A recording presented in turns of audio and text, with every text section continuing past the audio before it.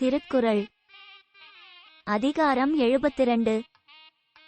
அவையறிதல்.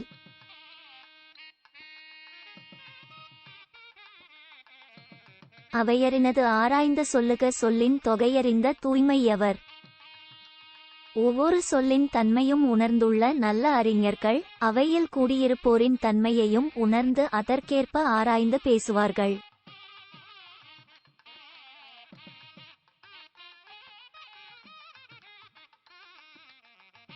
இடைதெரிந்த நன்குணர்ந்த சொல்லுக சொல்லின் நடைதெரிந்த நன்மையவர்.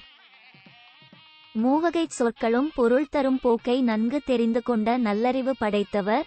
சொற்குற்றமும் பொருட்குற்றமும் வந்துவிடாமல் கேட்போர் விரும்பி கேட்கும் நிலைமையையும் மிக தெளிவாக அறிந்து பேசுக.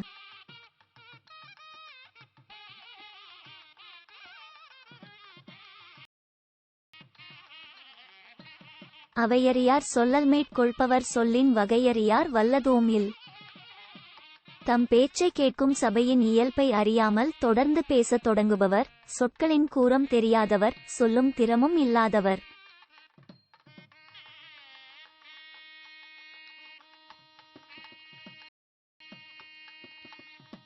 ஒளியார்முன் ஒள்ளியராதல் வெளியார்முன் வான்சுதை வண்ணம் கொளல். தன்னிலும் மேலான தனக்கு சமமான அறிஞர் கூடியுள்ள அவையில் தன் நூல் அறிவும் சொல்வன்மையும் வெளிப்பட பேசுக. தன் அறிவிலும் குறைவான மக்கள் கூடியுள்ள அவையில் அவருக்கு விளங்கும்படி இறங்கி பேசுக.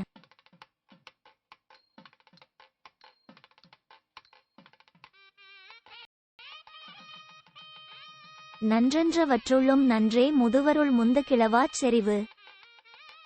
தன் அறிவினுக்கும் மேலான அறிஞர் கூடியுள்ள அவையில் அவர் பேசுவதற்கு முன்பாக பேசாமல் அடங்கி இருப்பது நல்லது என்று சொல்லப்பட்ட குணங்களுள் எல்லாம் நல்லது.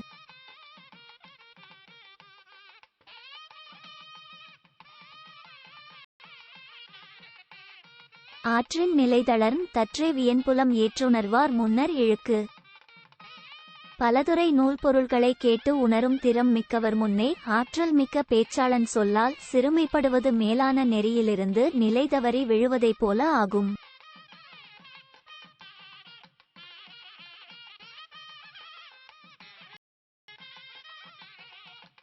கற்றறிந்தார் கல்வி விளங்கும் கசடரச் சொல் தெரிதல் வல்லாராகத்து.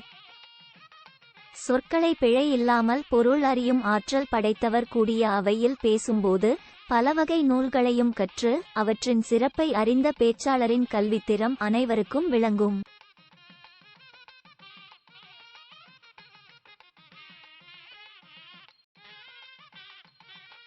உணர்வதுடையார்முன் சொல்லல் வளர்வதன் பாத்தியுள் நீர் சொரிந்தற்று. பிறர் சொல்லாமலேயே தாமே பலவற்றையும் அறிந்து கொள்ளும் அறிவு திறம் உடையவர் கூடியுள்ள அவையில் பேசுவது வளரும் பயிர் நிற்கும் பாத்தியில் நீரினை பாய்ச்சியது போலாம்.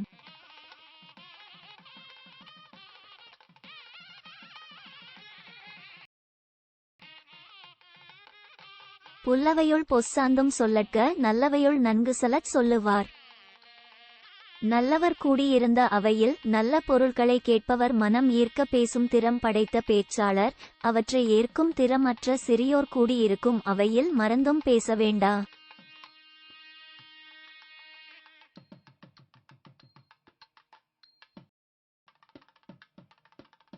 அங்கணத்துள் உக்க அமிழ்தற்றால் தங்கணத்தார் அல்லார்முன் கோட்டி கொளல். தமக்கு சமம் அற்றவர் கூடியுள்ள அவையில் எதையும் பேச வேண்டா. பேசினால் அப்பேச்சு சாக்கடையுள் கொட்டிய அமிழ்தம் போல ஆகும்.